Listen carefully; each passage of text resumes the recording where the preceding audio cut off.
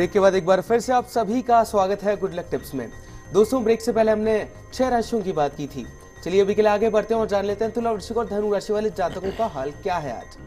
तुला राशि वाले जो हमारे दर्शक हैं, आज आपके लिए बहुत ज़रूरी है कि अपना जो व्यवहार है वो सहयोगात्मक बनाए रखें और विनम्र बनाए रखें। सॉफ्ट नेचर आज आपको मेंटेन रखनी है। निश्चित तौर पे आज आपका जो वर्किंग एरिया है वो मच बेटर पोजीशन में रहेगा। प्रमोशन की, उन्नति के नए चांसेस मिलेंगे और जो नए अवसर जो आपको दिख रहे हैं उनका भरपूर लाभ आपको उठाना है। आज के दिन की सफलता के लिए हरे मूंग भगवान गणेश जी को अर्पण करके दिन की शुरुआत कीजिएगा, दिन अच्छा गुजरेगा। अगली जो राशि वो है वृश्चिक राशि।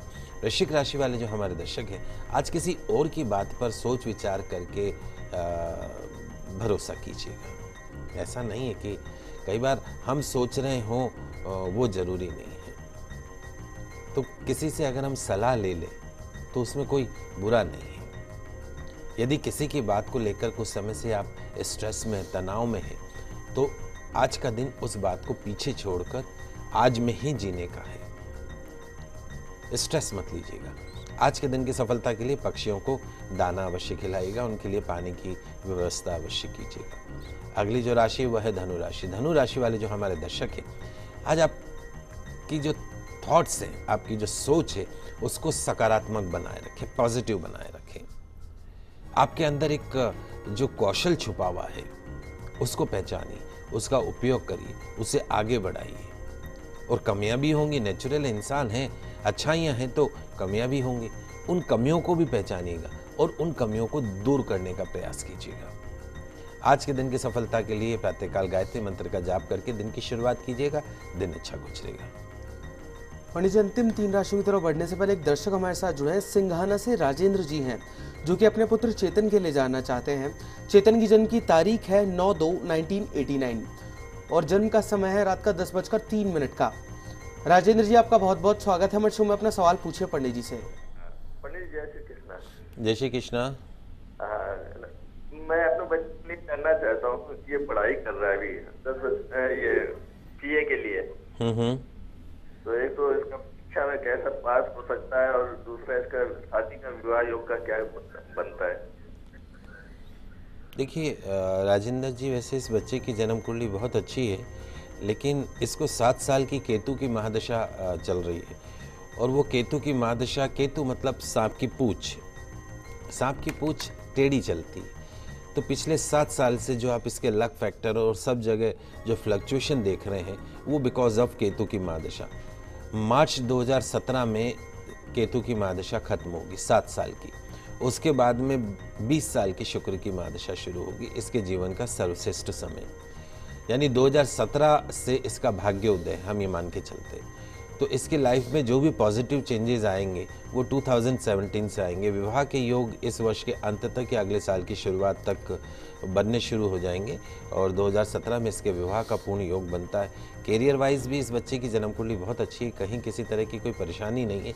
कुंडली की अगर हम देखें तो एक जो समस्या है वो मैं आपको बता देता हूँ। सूर्य, बुध और शुक्र 3 ग्रह एक साथ बैठे हैं और सूर्य जो है वो शनि के घर में बैठता है, तो आंशिक पितृदोष बनता है। पानी के मटके के पास मैंने वैसे आपको पहले बता रखा है कि पितरों के नाम का शुद्ध देशी घी का दीपक अवश्य जलाएं। और लक फैक्टर के लिए इसको बोलिए कि एक तो नियमित रूप से बुधवार के दिन अपने हाथ से गौ सेवा करेगा तो जीवन में कभी भी पीछे नहीं हटेगा। नियमित रूप से सूर्य की आराधना करना, आदित्य हृदय स्तोत्र का पाठ करना, रोज नहीं कर सके तो कम से कम रविवार के दिन अवश्य करें, उससे काफ़ी बेनिफिट होगा। तो राजेंद्र जी, पंडित जी द्वारा बताया गया आसान से उपाय कीजिएगा, आपको जरूर से फायदा होगा। चलिए दर्शकों, अभी के लिए आगे बढ़ते हैं और जान लेते हैं अंतिम 3 राशियों का हाल, जो कि है मकर, कुंभ और मीन राशि।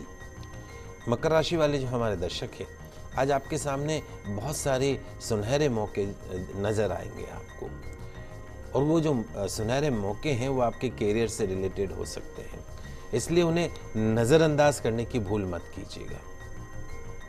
और यदि कोई बात आपको समझ में नहीं आ रही, उसके ऊपर कुछ कंफ्यूजन है, शक है, तो आपका अंतर्मन जो है वो क्या कहता है, एक बार उसको सुनने की कोशिश कीजिएगा और उस पर अमल करने का प्रयास कीजिएगा। आज के दिन की सफलता के लिए भगवान विष्णु को तुलसी दल अर्पण करके दिन की शुरुआत कीजिएगा। अगली जो राशि वो है कुंभ राशि। कुंभ राशि वाले जो हमारे दर्शक हैं, सेल्फ कॉन्फिडेंस बनाए रखिएगा, अपने आप पे ट्रस्ट रखिए, विश्वास रखिए, भरोसा रखिए और आपके जो विचार हैं उनमें स्टेबिलिटी लाने का प्रयास कीजिए। यदि आज आप हल्की सी भी कोशिश करेंगे तो निश्चित तौर पे आज का दिन आपको काफी कुछ दे के जा सकता है। आज के दिन की सफलता के लिए गौ माता को पालक खिलाकर दिन की शुरुआत कीजिएगा, दिन अच्छा गुजरेगा। अंतिम जो राशि वह है मीन राशि। मीन राशि वाले जो हमारे दर्शक हैं, आपके जीवन में सिचुएशन उतनी भी बुरी नहीं है जितना आप सोच रहे हैं। कुछ लोगों को दुखी रहने की आदत होती है। आप ये क्यों नहीं मानते कि आपको तो भगवान का वरदान है कि आज के दिन को आप एंजॉय कर रहे हैं? नहीं, लेकिन आज सुबह से ही सोच लिया है कि हमें भी दुखी रहना और दूसरों को भी दुखी करना है। तो थोड़ा सा इस नेगेटिव जो थॉट्स हैं और इस तरह के जो विचार हैं उससे बाहर निकलिए, क्रोध से बाहर निकलिए, कोप भवन से बाहर निकलिए और कोई भी सिचुएशन हो उसको थोड़ा डिफरेंट एंगल से देखने का प्रयास कीजिए। एक अलग तस्वीर दिखेगी। आज मैंने सोच लिया है कि मुझे अर्पित बाबू में कमियां ढूंढनी है तो मैं सुबह से आज उनमें कमी ढूंढूंगा। और आज अगर मैंने सुबह से माइंड में सोच रखा है कि अर्पित बाबू से अच्छा कोई नहीं है तो मेरे माइंड स्टेट में वही चीज़ रहेगी कि अर्पित इज़ द बेस्ट। तो ये मेरी सोच है। मैं सोच रहा हूं कि आज अच्छा है इसके लिए, और एक ही ये सोच भी है कि बिल्कुल सब खराब है। तो अच्छी सोच रखिए। आज के दिन की सफलता के लिए घर से गुड़ खा के निकलेगा, दिन अच्छा गुजरेगा। तो दर्शकों, ये तो राशियों की बात हुई। चलिए अभी के लिए आगे बढ़ते हैं और पंडित जी से जान लेते हैं कि आज का गुड लक टिप क्या कहता है आप सभी के लिए। शास्त्रों में कहा गया है कि कर्म ही पूजा है।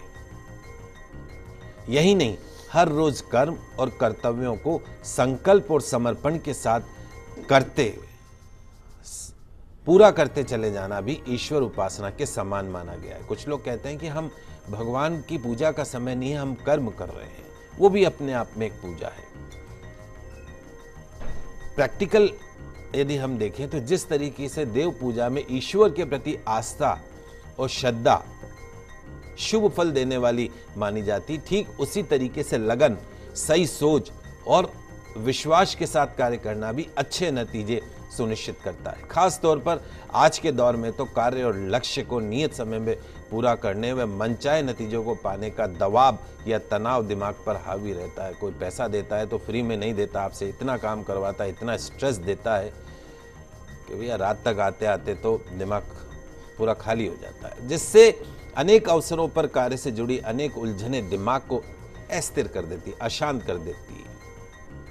और घर जाओ तो वो एक सॉफ्ट टारगेट पत्नी मिल जाती है, वो दिन भर का जो फ्रस्ट्रेशन है वो उसके ऊपर निकल जाता है। तो मन और मस्तिष्क को ऐसी दशा से बचाने के लिए शास्त्रों में बताया गया एक मंत्र बहुत ही कारगर साबित हो सकता है। दरअसल ये जो मंत्र है भगवान विष्णु का स्मरण मात्र है, जो आनंद स्वरूप और जगत पालक माने गए। उनकी महिमा में यह भी कहा गया है कि भगवान विष्णु जो है वो जगत को देखने वाले ही नहीं बल्कि स्वयं दृष्टि और दृश्य भी है। यही कारण है कि वर्किंग एरिया में कार्य से जुड़े किसी भी उलझन को सुलझाने के लिए शुद्ध भाव और चिंतन से विष्णु मंत्र को मन ही मन में बोलना बेहतर नतीजे देने वाला साबित हो सकता है। बहुत सरल मंत्र है। ओम नमो नारायण श्रीमन नारायण नारायण हरि हरि। ओम नमो नारायण श्रीमन नारायण नारायण हरि हरि। स्नान के बाद घर के देवालय में पीले या केसरिया वस्त्र धारण करके श्री हरि भगवान विष्णु की प्रतिमा को गंगाजल स्नान के बाद केसर, चंदन, सुगंधित पुष्प, तुलसी की माला, पीताम्बरी, वस्त्र, कलेवा, पुष्प, फल इत्यादि चढ़ाकर, दक्षिणा इत्यादि चढ़ाकर पूजा करें। भगवान विष्णु केसरिया भात, खीर या दूध से बने पकवान का भोग लगाइए। धूप व दीप जलाकर पीले आसन पर बैठकर तुलसी की माला से जो मैंने मंत्र बताया उसकी 1, 3, 5 या 11 माला का पाठ करें। निश्चित तौर पर यश व उन्नति प्राप्त होती है। पूजा के पश्चात, मंत्र जाप के पश्चात भगवान विष्णु को धूप, दीप व कपूर आरती करके आप प्रसाद को ग्रहण कीजिए और जो आपने देव स्नान कराया था उस जल यानी चरणामृत का प्रसाद ग्रहण कीजिए। निश्चित तौर पे हर उलझन जो है वो आपकी सुलझती हुई नजर आएगी।